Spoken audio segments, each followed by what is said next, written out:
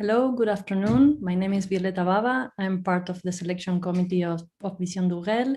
I'm very glad to be here in Lyon to introduce the Q&A and the talk with the filmmaker Yuan Zheng from China, who's having the world premiere here of After the Flood. It's a filmmaker you might know for previous work as Night of Proletarians. And the film is presented in the section Burning Lights, which is a section dedicated to works that are the most innovative ones in terms of cinema language and exploring the possibilities of the cinematographic language. So hello, Yuan, welcome to VdR. My very first question has to do with the origins of this film, considering that you shot during 4 years and you shot again and again going back to your hometown, so in Lanzhou. What was the origin of this idea of shooting over the years and as we can imagine, very much connected to the Yellow River? Yeah, it's actually, I'm not just fully committed to, like, from the beginning, I want to make a film about Yellow River or make a film about the city. Most of the footage in the film I filmed during the past 4 years. During the shooting, during the filming, I have no idea what it's gonna be. At the time I was doing another project. Actually, I was doing another project, and every time I went back to the city, to my hometown, I always bought my camera. It's a portable camera, and it's a little bit outdated. It's a mini DV camera. It's not something like fully digital. Is kind of have some analog texture of the camera. So I quite like the camera. So every time I bought the camera and I shot something. So during the time I just shot two of my friends. They are the characters in the film. I just shot their life, basically their daily life, actually. And until the last April, I think because of the pandemic, because of the COVID-19 pandemic, everyone had to stay at home. So during that time, I was rethinking those footage. I was thinking, because at the time you're very, very overwhelmed by the media's news and by the various information. It's kind of, you were just surrounding by this kind of information, but all of a sudden, at one point, it's like everybody is okay. It's like pandemic is already gone. Then everybody's kind of like forget what happened. So this thing is just maybe this thing shocks me. So I want to make this film. I want to make film about a kind of a catastrophe, like something disaster happened, and how people like forget this disaster and rebuild and reestablish their home and recontinue their life. And at that moment, I found this footage. I shot it from the 4 years. So I just, at that point, I came up with the idea to make this film. So I think this film is, I make this film mostly on the editing table rather than I have a kind of a solid ideas like at the beginning of the film, filming it, yeah. No, it's interesting you mentioned that footage because I was curious about it because of the texture and the format and also, well, the strong images from the past and how things were. But also there's another intertext which is the book about the Yellow River, and we see you turning pages or a character turning pages in the film, and a quote of Mao Zedong. And I was curious about how this book, the presence of this book and the materiality plays in the film for you. Yeah, this book is right here. It's just this book. It basically, a short book. This book, I bought this book in Düsseldorf, Germany, in 2014, because I was born in Lanzhou, and Lanzhou is the only city that Yellow Rivers pass through in China. So I have I think I have a memory about the Yellow River. So I saw this book, and I just immediately I bought this book, because this is a very old book. It's first published in 1954, I guess. So it's very old book. So you can see the mouse quotation is on the front page. I think I'm always interested in the history. I think some of my work, like not this one, some of my other works is about history, the history about city, the history about the river. So at the beginning of the film, I was just it's not like a documentary, or it's not like exactly the fiction. I was just trying to convince one of my friend. My friend is talking about a city. I want to record his natural reaction about a city. I want to get it to know his knowledge about a city. That's the first. I think that's my first idea of the film. And book is I shot this book. I filmed this book like in the different situation. Maybe I was preparing for another project. Maybe I was preparing for something else. Maybe I have no idea for those footage. But at the point, I think I can just connect them each other, because the city of Lanzhou is the history of the city is very it's very, how to say, it's very simple, I think. Like from 1949, from the establishment of PRC, the cities became a newly industrialized city, and it's very important industrial city of the Northwest China. So the city has transformed itself to become a modern city. And after maybe kind of 30 years, and the whole country, the whole China has transformed themselves to the open market economy.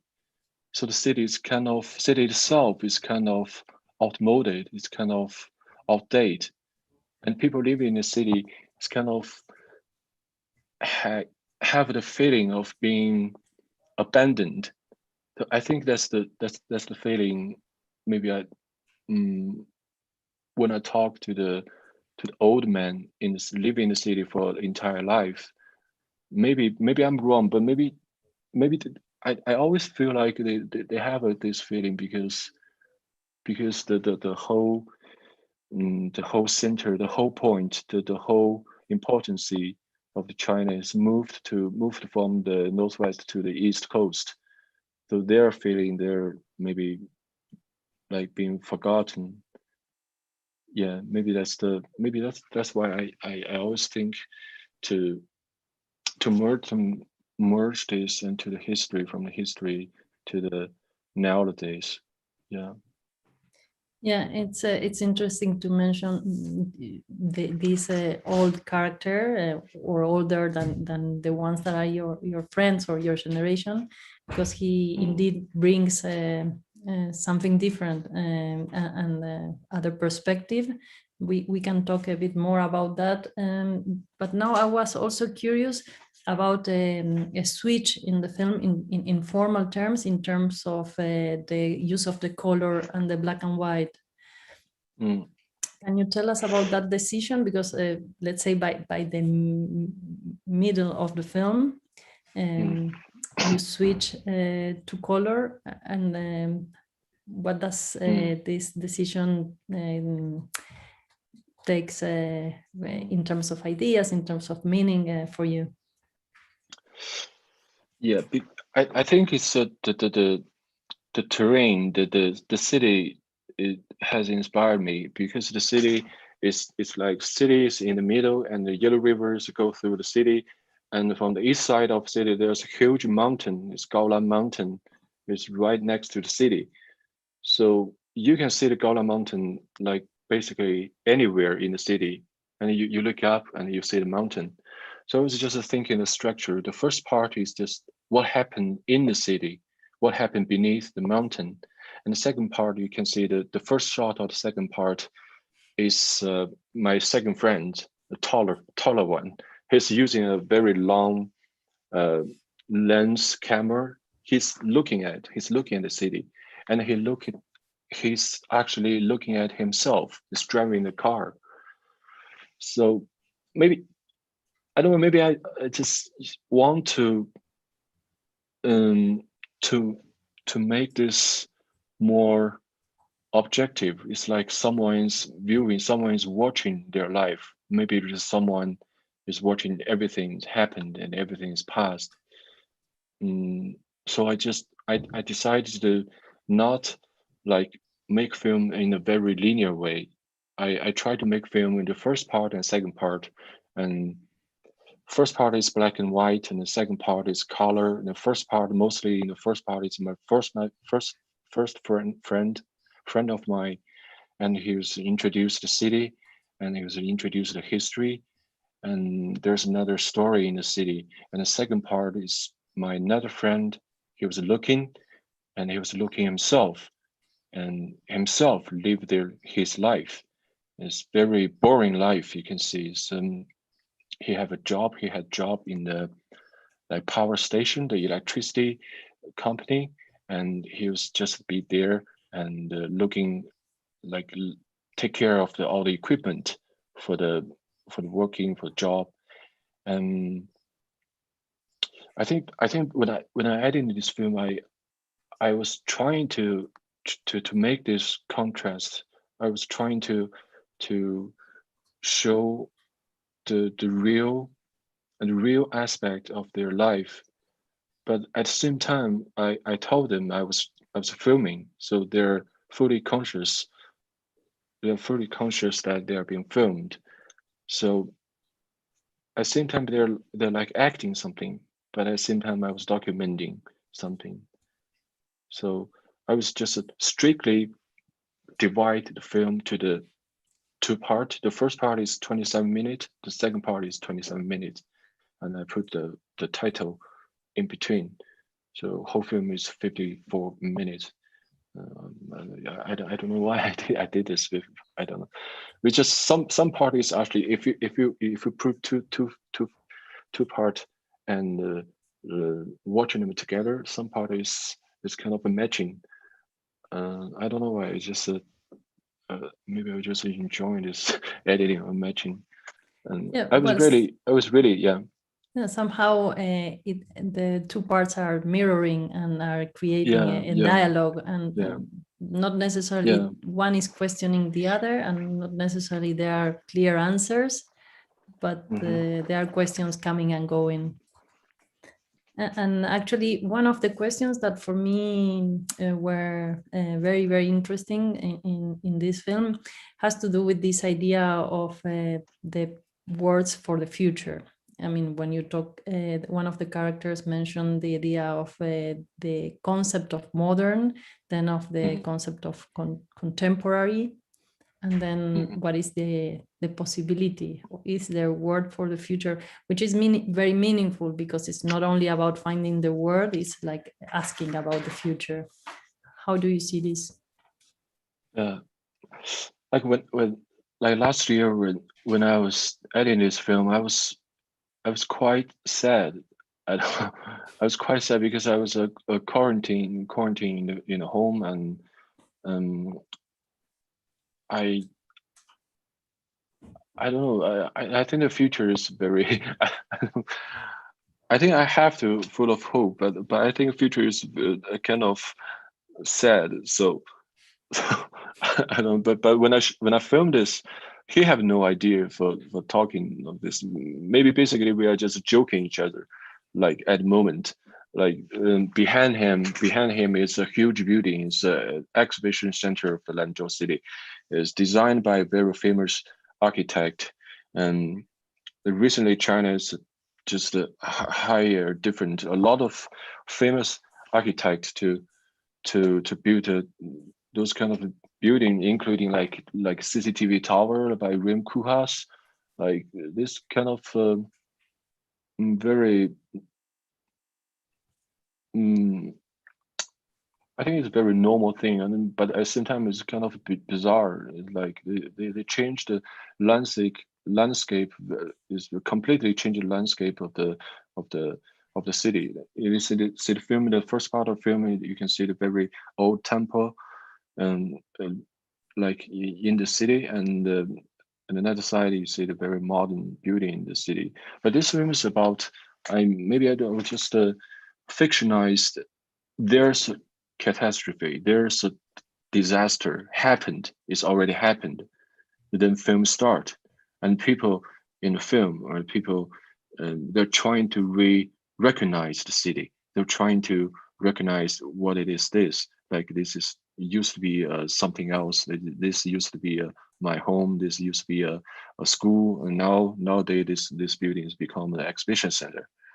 And and yeah, I think It resonates a lot with we are all the time thinking about the world as we knew it not so long ago, and we are trying to recognize our own lives in this yeah. new paradigm. Well, after COVID-19 crisis, I mean, but we can also think further. Yeah, exactly. And like during the editing process, I edited this film in within a full month. Last year's April, I filmed April 10 to April to May 10. So just full month. I was in the process of film.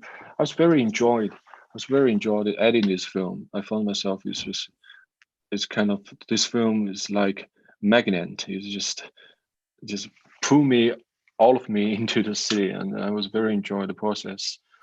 And And may I but ask it's you, sorry, I wanted to know a little bit more about this young generation and your friends, if they are all your friends or the people that we see in this bar, and the conversations about also about relationships.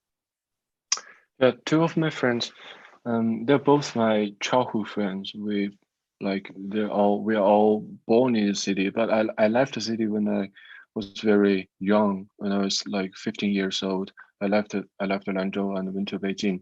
So and I think it makes a lot of differences between me and them.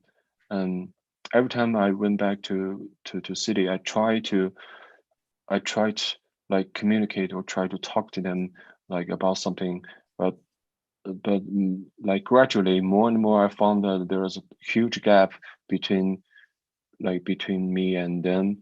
And like before the film, I don't really know what life they're living, and like almost from those almost through this film I almost realized how they lived in the city, how they lived in this kind of small city, and sometimes always being forgotten by, by the other people.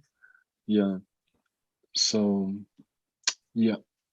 So how they live in a city, but also with a certain sense of amnesia, and they live in the city, but somehow not really being aware of the city and the conditions, or at least this is a sense we get through the film.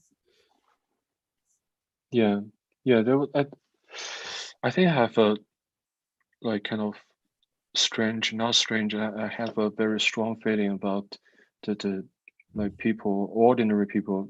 I mean, all the people surrounding me, or like including myself, we always keep forgetting something, like general amnesia about what happened, like for example, like COVID-19. And I think because of the reality surrounding us is just changed too quick. Like the everything, the building, the way of life, the lifestyle, and especially in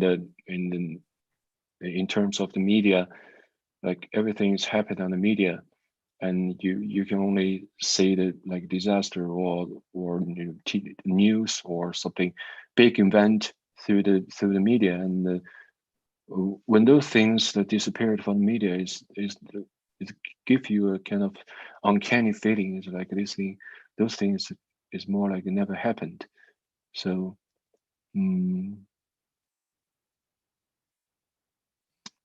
yeah, I think it's the biggest idea behind the film. Maybe I just want to film that like people is trying to remembering, or maybe they're remembering something and they say something, and yeah, and at the same time they're living their life like in the future, maybe in the fictionalized future. Yeah, it's that sense is certainly there, and actually it's very meaningful when one of your friends say something about the idea of watching the world, but not really preferring having tea rather than participating. Yeah, I think it's because of a failure. I think people's always failed in their life.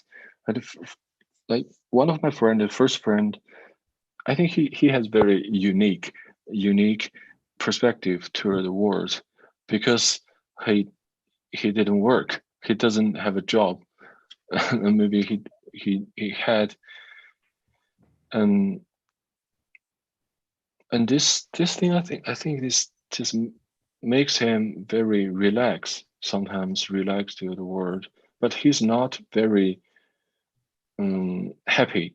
I think he's not very happy about his life. So he said, we're just watching this world because the world is life is so hard. You can just watch it like video game. You're watching yourself.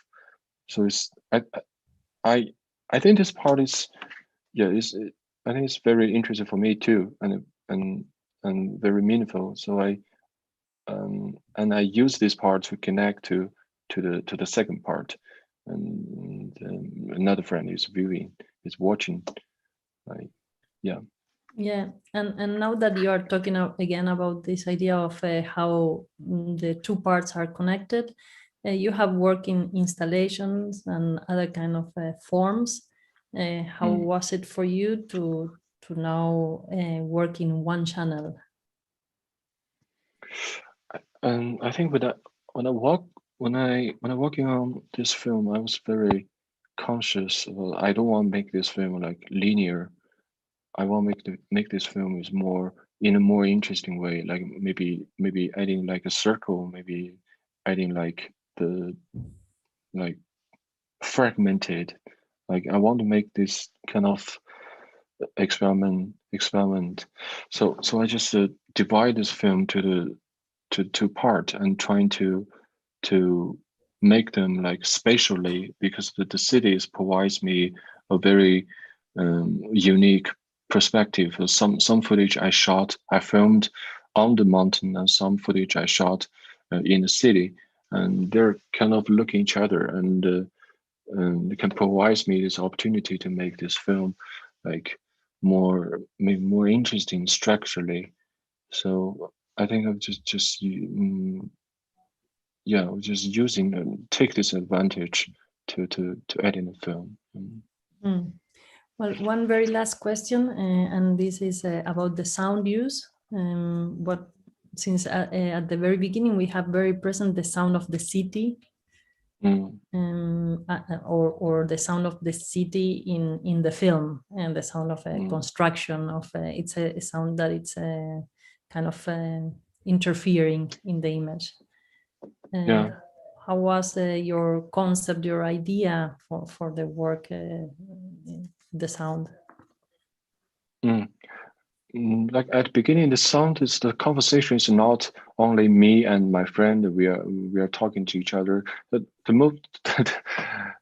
There's another conversation between the passerby and a little child. They're talking about his father, and I was thinking that was quite interesting about this. And their position is also the high and low. I'm just keeping this position, this structure.